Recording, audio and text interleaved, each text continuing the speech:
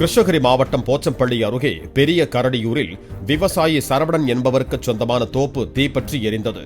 இதில் 160க்கும் மேற்பட்ட தேக்கு மரங்களும் 10 மாமரங்களும் கருகியதால் சுமார் 40 லட்சம் ரூபாய் வரை சரவணனுக்கு இழப்பு ஏற்பட்டதாக கூறப்படுகிறது.